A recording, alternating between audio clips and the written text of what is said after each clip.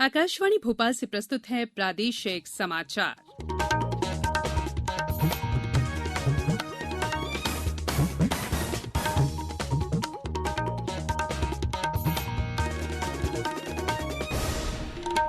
नमस्कार, समाचारों के साथ मैं संयुक्ता बनर्जी। पहले मुख्य समाचार। प्रदेश के 5 लाख किसानों के खातों में जमा हुए मुख्यमंत्री किसान कल्याण योजना के 100 करोड़ रुपए। केंद्र सरकार ने देश के कृषि क्षेत्र में सुधार और किसानों की आय को बढ़ाने के लिए उठाए बहुत से कदम। भोपाल में बनेगा गैस पीड़ित स्मारक, गैस पीड़ित महिलाओं कल्याणी की पेंशन फिर से शुरू होगी। प्रदेश में मंत्रिमंडल विस्तार को लेकर चर्चाओं का दौर तेज। मुख्यमंत्री ने कहा, अभी कोई तिथि तय नहीं। और प्रदेश में कोरोना संक्रमण से स्वस्थ होने वाले मरीजों की संख्या 1,91,000 से अधिक। अब समाचार विस्तार से। मुख्यमंत्री शिवराज सिंह चौहान ने सीहोर जिले के नसरुल्लागंज से प्रदेश के 5 लाख किसानों को मुख्यमंत्री किसान कल्याण योजना के अंतर्गत 100 करोड़ रुपए के हित लाभ वितरित किए। इस दौरान उन्होंने शासन की विभिन्न कल्याणकारी योजनाओं के हितग्राहियों को हित लाभ का वितरण किया।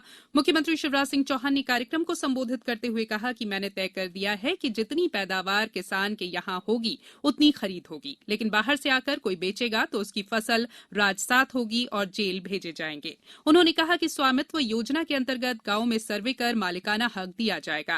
आपकी जमीन का हक आपको मिलेगा, जिससे आप जरूरत पड़ने पर उसका उपयोग कर सकेंगे, लोन ले सकेंगे। उन्होंने कहा कि बैंक से कर्ज लेने के लिए अब 31 बैंकों को ऑनलाइन बंधक सुविधा से जोड़ दिया गया है। अब जरूरत पड़ने पर घर बैठे जमीन को गिरवी रखकर बैंक से लोन लिया जा सकेगा और चक्कर काटने के झंझट से मुक्ति मिलेगी। मुख्यमंत्री शिवराज सिंह चौहान ने आज बुधनी में भी आयोजित कार्यक्रम में मुख्यमंत्री किसान कल्याण योजना के अंतर्गत घोषित 2 सामान्य किस्तों की कुल राशि 1 क्लिक के माध्यम से किसानों के बैंक खातों में पहुंचाई।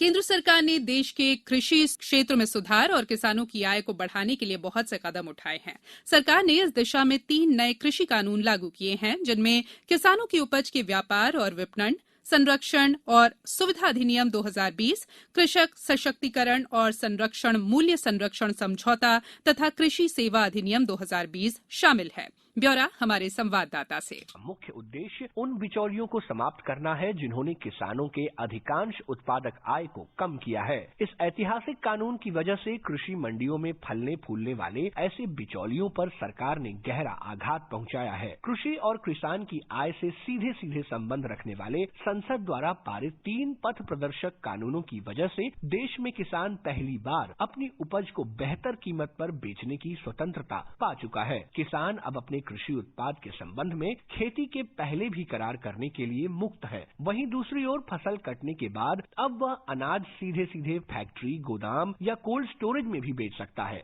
आकाशवाणी समाचार के लिए आनंद चतुर्वेदी, दिल्ली। कृषि से संबंधित 3 नए कानूनों पर चर्चा के लिए सरकार और किसानों के प्रतिनिधियों के बीच नई दिल्ली में चौथे दौर की बैठक जारी है।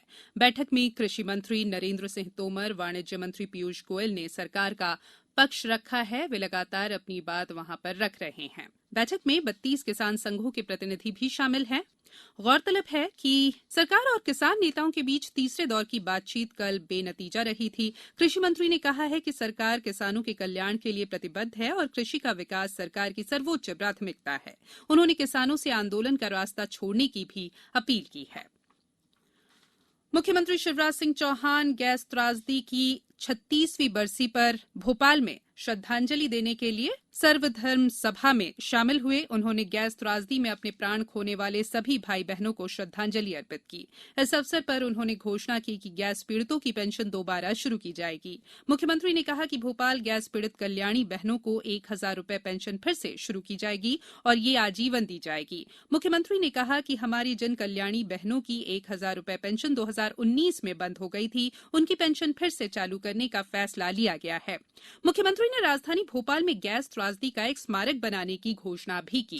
पेंशन दी जा रही थी, मुझे पता चला कि पिछले दिनों वो खत्म हो गई 2019, लेकिन उनको तो लंबी उम्र से जीनी है और इसलिए कम से कम वो जो त्रासदी का दंश भुगत रही है मेरी बहनें, उनको 1,000 रुपया वो पेंशन तत्काल फिर से प्रारंभ की जाएगी। एक बात के लिए हम कई दिनों से विचार कर रहे हैं, लेकिन विश्वास अब अवसर आ गया है। सक्रिय बुद्धिमान है। ये गैस त्रासदी का स्मारक हमको भोपाल में बनानी चाहिए जल्दी से जल्दी। ये स्मारक इसलिए कि दुनिया को सबक देता रहे।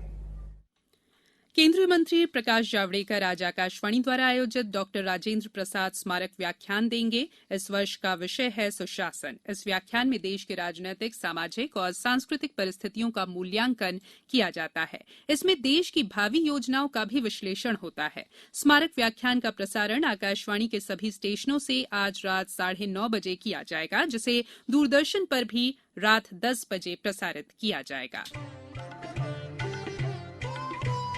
कोविड-19 से बचाव और सुरक्षित रहने के 3 उपाय। मास्क लगाएं, 2 गज दूरी है जरूरी, सुरक्षित दूरी रखें, हाथ और मुंह साफ रखें।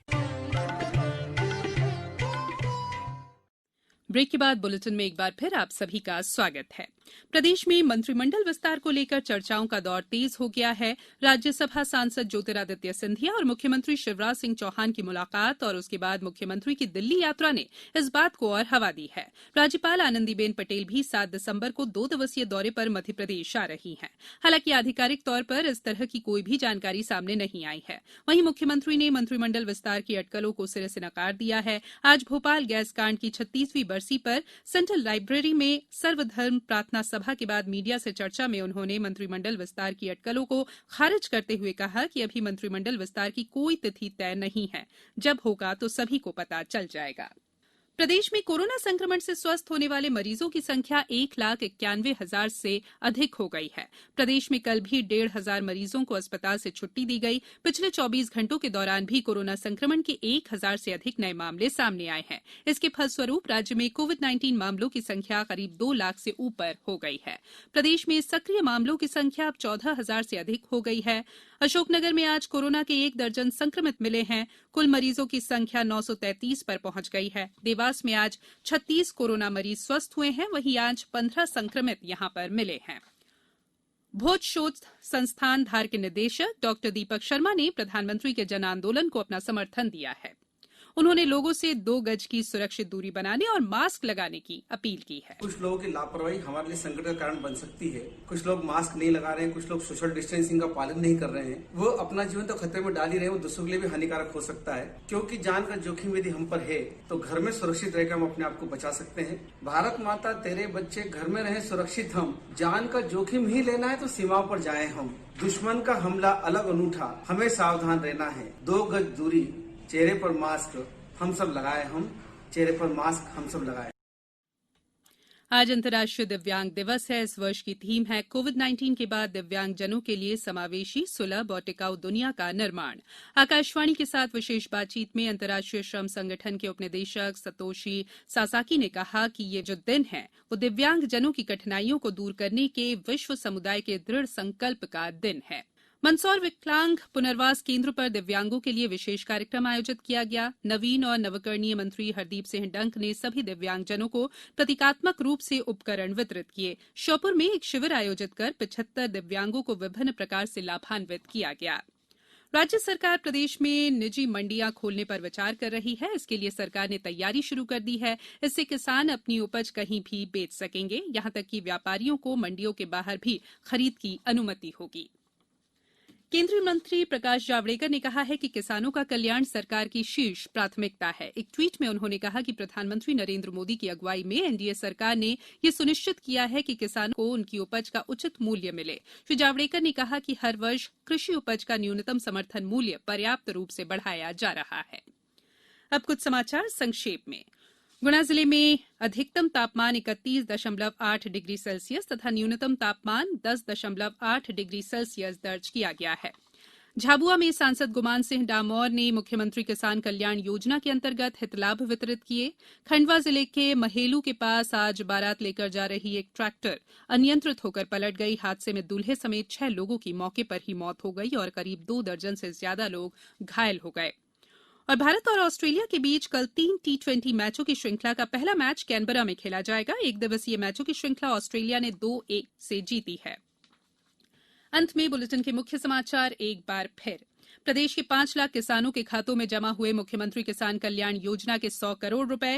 केंद्र सरकार ने देश के कृषि क्षेत्र में सुधार और किसानों की आय को बढ़ाने के लिए उठाए बहुत से कदम। भोपाल में बनेगा गैस पीड़ित स्मारक। गैस पीड़ित महिलाओं कल्याणी की पेंशन फिर से शुरू होगी। प्रदेश में मंत्रिमंडल विस्तार को लेकर चर्चाओं का दौर तेज। मुख्यमंत्री ने कहा अभी कोई तिथि तय नहीं। और प्रदेश में कोरोना संक्रमण से स्वस्थ होने वाले मरीजों की संख्या 1,91,000 से अधिक।